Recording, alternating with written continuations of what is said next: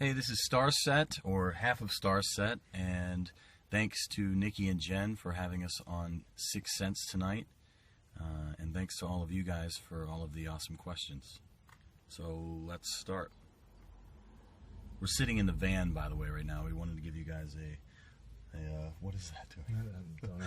Give you guys an understanding of where we live. So, first up, What's the craziest thing you've seen or encountered while on tour?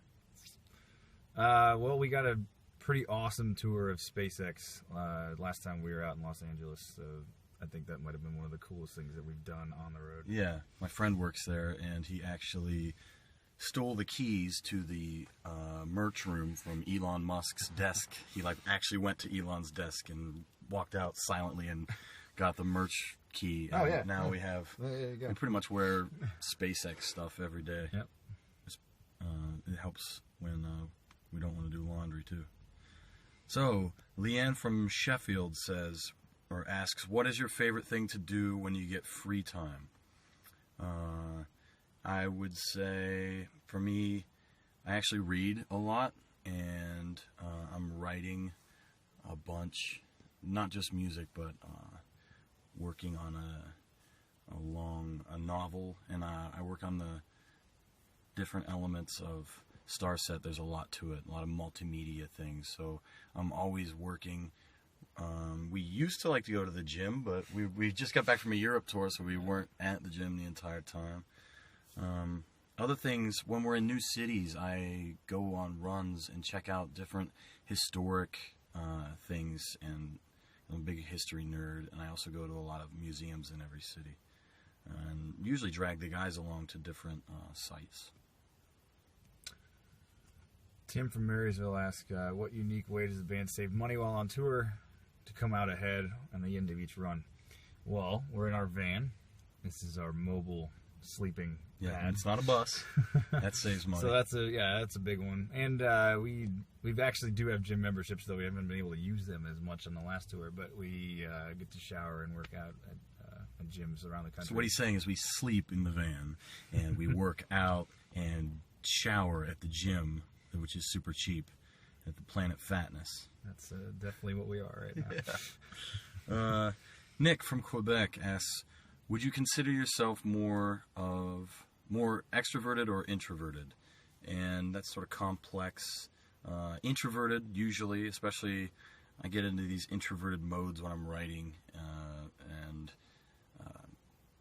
and if I'm in a crowded place, I'm super introverted. But on stage, obviously, there's a different character to me, so extroverted there, and when I'm drunk, I'm very extroverted.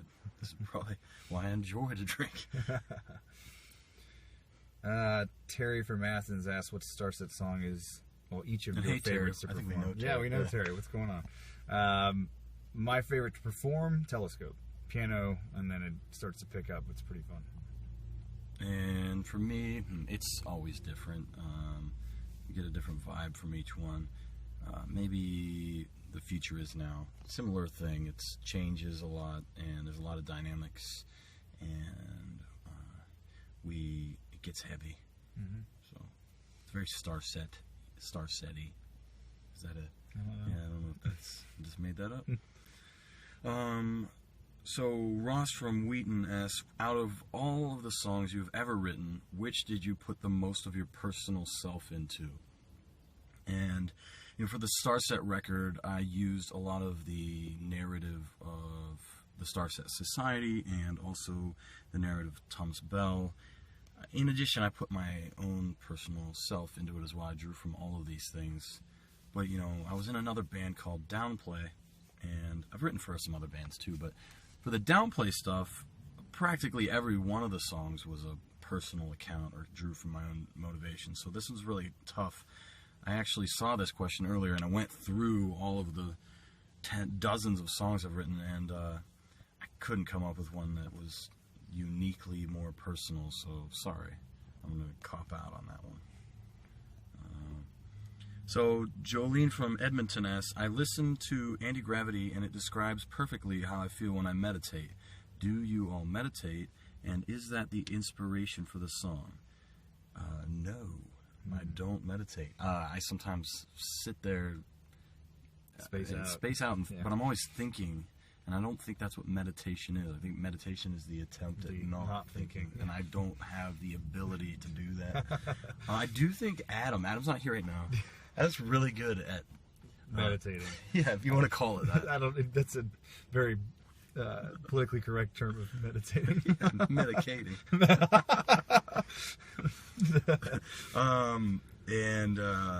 What is that? The inspiration of the song? No, definitely not. I can understand how it would feel like meditation. It's about letting the weight of the world slip away. So maybe I should get into meditation. That would be a nice feeling. Let's see. Devin from Madison asks, are you guys working on any new songs? I hope you keep spreading the message with new songs in the near future. Right now, I'm not writing specifically new songs for Starset. We're still waiting to see what the next campaign of the Starset Society will be.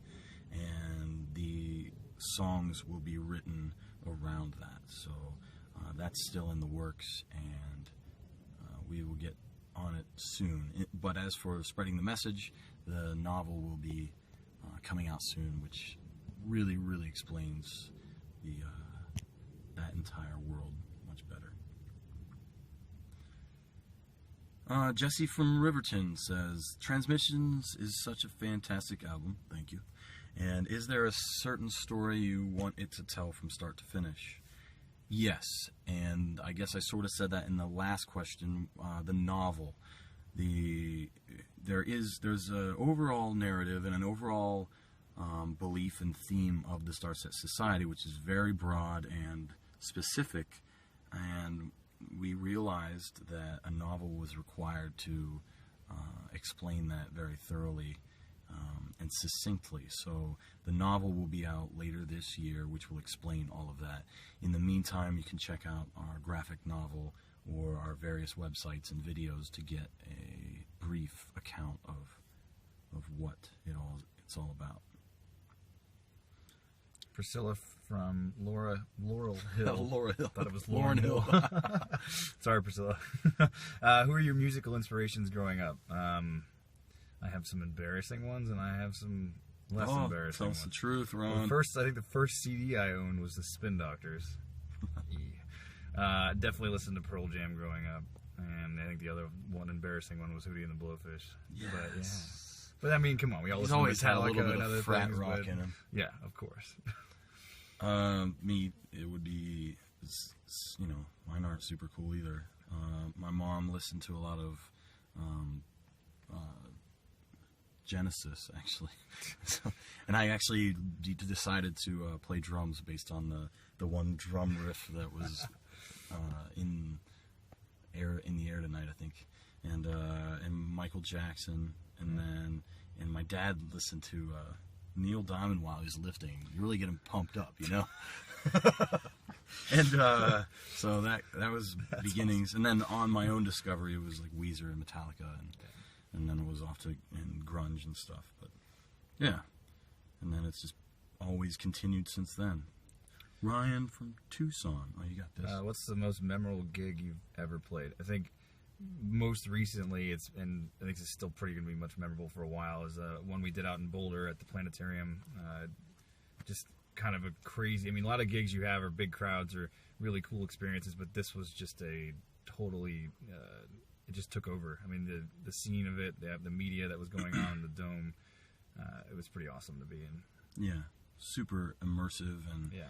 We have a video up from that if you want to check it out, and there'll be another one coming soon. There's a lot of photos. It was pretty amazing. And it is a close second, I guess, would be the county fair gig I played back in the day.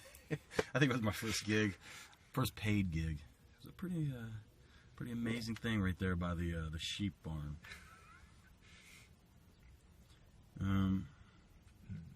Laura from La Crosse, personal favorite song off the album Transmissions. My personal favorite, not so much to perform, but to listen to, It Has Begun, for sure, just because of how epic and big it is. Yeah, I think Ben Gross, who mixed it, called that one, I Have Viking epic or something crazy. It was pretty awesome. I was like, this is like my favorite mixing engineer, and he's describing this song as that. That was awesome. I think that one is one of my favorites because it successfully merges the electronic and the symphonic into this cinematic movie style trailer vibe, and that was the goal of the record. And other than that, I think Halo is a big one for me. Lyrically and melodically, it was a sort of a home run, and that's actually our third single, so we'll see if people agree or not soon. Justin from Lennon, what song or artist on your playlist would we probably be shocked to find? Well, you could probably find this on our Spotify playlist, but the guy's name is Johnny Dowd. And if you listen to it, you might understand what kind of state of mind we might be in when we're listening to it. And meditating. Yeah, meditating. That's it. That's it. Yeah, it's off the wall. It's ridiculous. I love it. I guess I would describe it as alt psychedelic country or something. Yeah. I don't know. Or Johnny Dowd. No. Just Johnny Dowd. Other than that, I listen to a lot of, we all do, but really wide ranging stuff. We listen to the 1975 more than probably anything else, or like Owl City and Phoenix, but then super heavy stuff, so it's interesting. Amber from Los Angeles asks, are there any artists out there that you are dying to collaborate with? Johnny Dowd? No. Probably not. That'd be weird. Yeah.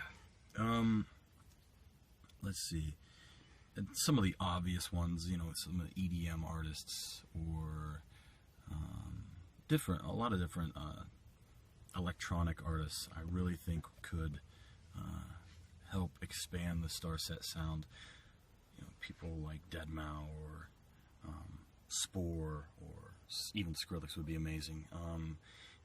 But also, this band is cinematic, so it would be unbelievable to work with someone that scores movies like Hans Zimmer, who did Inception and the Batman soundtracks.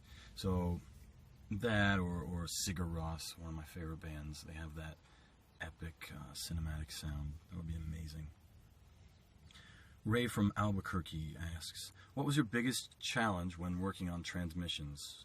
Maybe it was the bar I had set. I wanted to come out the gate with something that had its own sound and had songs that were, there were no duds on it, and I wanted also to have a seamless record.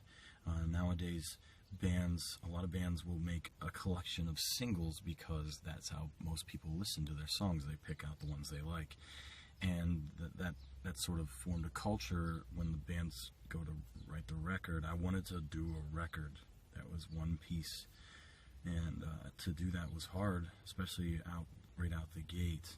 Other challenges were money. We didn't have a record deal at first, and then personal challenges. I had lost another record deal, and I didn't have a full-time job while I was writing this record, so I was super poor and broke, and my actual life is falling apart while I'm building this thing that I think could be cool, and it was a challenge. So, Lisa from Saraland. That sounds like something out of Mad Max or something. Do you have a favorite constellation? If so, what makes it special to you? For me, constellations are so 16th century. It's all about the nebula. I don't even know what I'm talking about. Nebulas, yeah, though. Constellations are boring. Like, oh, look at that. If I stare at that for like 30 hours, that might look like a horse on a man on a horse. Nebulas are epic. We haven't seen things like this for more than the last couple decades with Hubble and other newer space telescopes, and they're way more exciting for me. Krista from New Orleans asks, can you explain the Starset Society to us? Well, I've touched on this earlier. That would take an hour to actually explain. In short, a message sent from the future to warn us of our potential potentially troubling future, near future, at the hands of manipulated technology. And that's the premise of a lot of the narrative. The Starset Society in general is a group dedicated to promoting things of a scientific nature that aren't at the in the public eye, so to speak. So they're promoting that, and they're using Starset to promote that. And the narrative, the overall narrative that we're a part of, it requires a novel actually to explain. So that will be out later this year. You got this one. Wendy from Dustin. It says Wendy from Dustin. I think I know who this is. I hope the town of Dustin's quite nice. Congrats to the band on all the awesome success so far. My question is, boxers or brief? Neither. But yeah. Yeah, it depends on how long into the laundry cycle you are. But the answer for Adam and Brock, it's banana hammocks, I think. It starts at boxers, and then, it's nothing. Then, yeah. Actually, I learned my lesson. It'll never be nothing. I walked on stage once, and my pants ripped on a cabinet all the way down the front. So I'll always be wearing something under there. Yeah. Hannah from Ohio. Why do you want to try this one? Biggest accomplishment and what has been your total faceplant failure?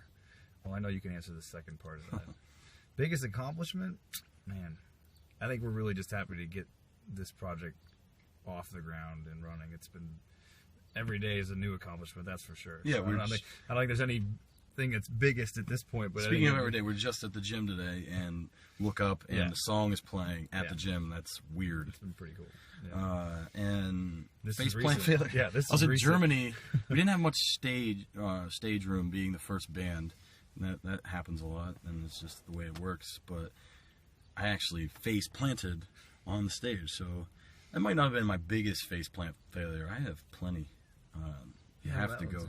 That was a physical faceplant. Yeah. So I guess, and I agree with, Starset really has been my biggest accomplishment. I've done some weird stuff, some cool stuff, but this is starting to get to a level that it never was expected, and a little bit mind-blowing. So,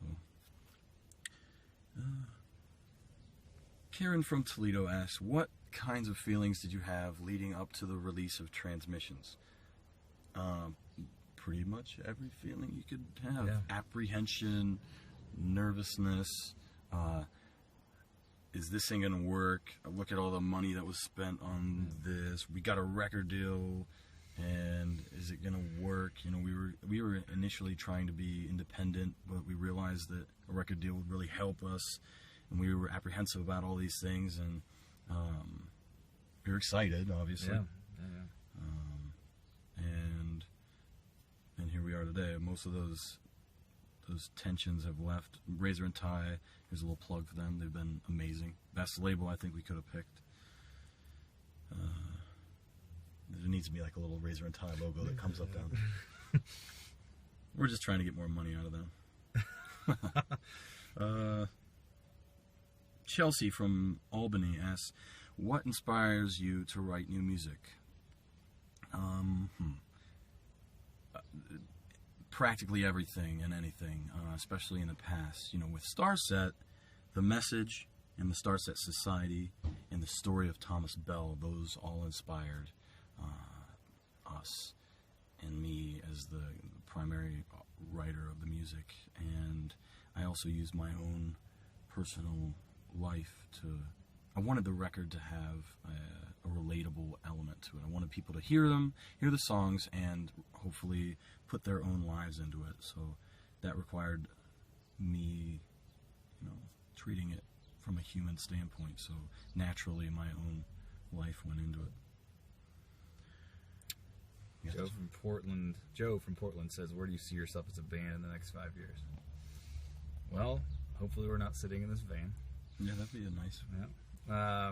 Man, I just hope we're killing it. I hope we're killing it live. I hope it continues to grow and writing fantastic music.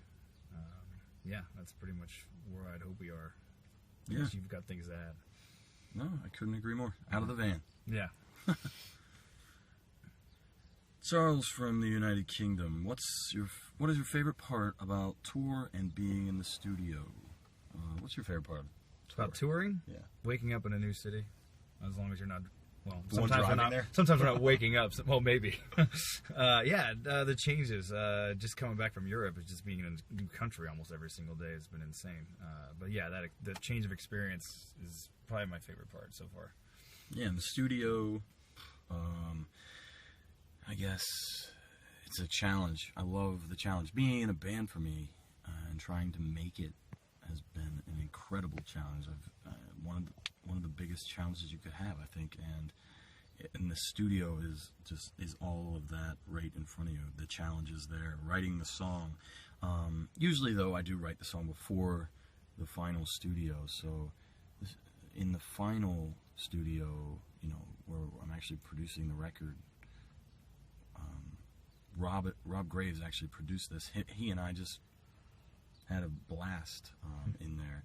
There was a lot of red wine and a lot of Starbucks, and we just tried to create all these different sounds and blend them all together to give this cinematic feel and something new, something epic. And I can't wait to do that again, actually. Chris from Toronto, what are your thoughts on social media? Man, that's a loaded question. Yeah, it's a love-hate relationship. Yeah, obviously it's a great tool for what we're doing. For media as it is. Personally, it's annoying. But it is what it is. I think it's something that, we all have it. I think I actually enjoy Instagram for the fact that you can use it as a kind of a photo album or a track record of where you've been. Facebook is kind of, I don't know, I have my negative thoughts on that more like it. So. Yeah, it's love-hate, and it's something we have to do to promote the message and the band, and it's great for that, and it's really helped. But yeah, it can be tedious and it can waste your time, so you got to be careful with it. Mariah from Forest Hills, any idea of when the next album will be released?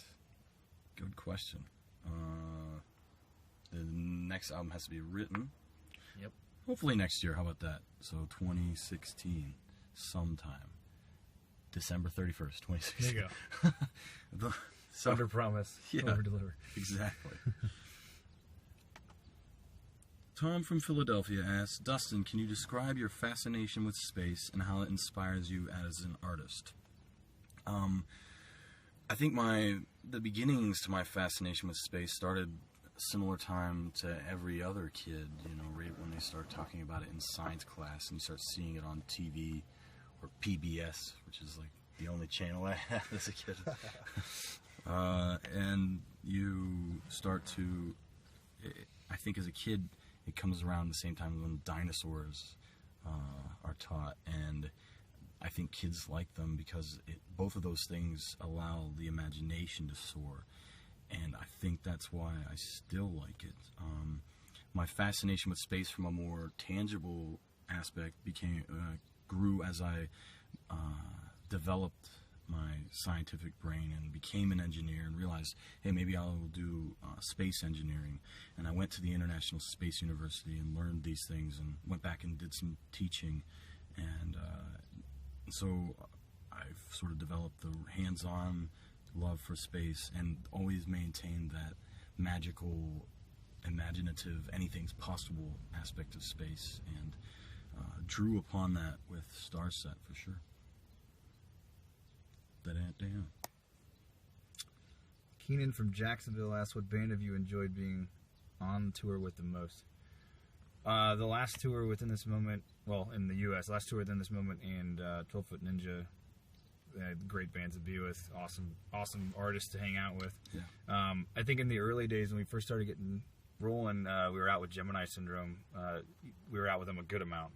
Made awesome friends with those dudes, and then Framing Hanley, Devour the Day. Fun with them all. Yeah, great dudes to be with. So that's, for now, that's been a good experience with almost everybody we've been out with. Looking forward to meeting a lot more. That's for sure. The next tour with Hailstorm and the Pretty Reckless.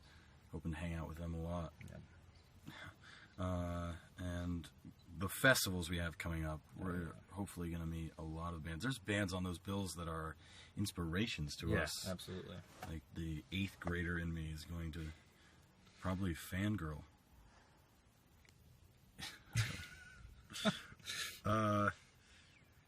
Chelsea from Tom's River asks, from where do you draw energy to perform on stage? Well, so there's this stuff called adenosine triphosphate, ATP, and your body and your mitochondria and your cells actually metabolizes that into usable energy. And I draw from that, from basically glucose that's been Red drawn Bull. from... Or, from, yeah, Skittles. From food intake, yes. Actually, no. Skittles. Skittles. No, Red Bull for sure. Yeah. You know, if it were we draw the line at Red Bull. You know, hopefully we're never No. we don't go further than that. No. But yeah, and then mentally, to take your question more seriously, I try to take every show super serious, super serial, and I just think about how important it is for these people that are out there. They may have driven 100 miles and they've paid X amount of dollars to see us. We can't just phone it in. And this is something I wanted to do when I was in 8th grade. So every night, has to be like that. It can't just, it's the 5th show this week, whatever. So we do it, and we try to get pumped up every night for it. And hopefully that continues as we progress, and into 2 and 3, 4, 10 years into it, we can still do that. So yeah. Thanks for all the Ask Anything questions, and thanks again to Nikki, Sixx, and Jen, and all of the Sixth Sense listeners. Thank you guys so much. Appreciate it, guys. From our van to yours.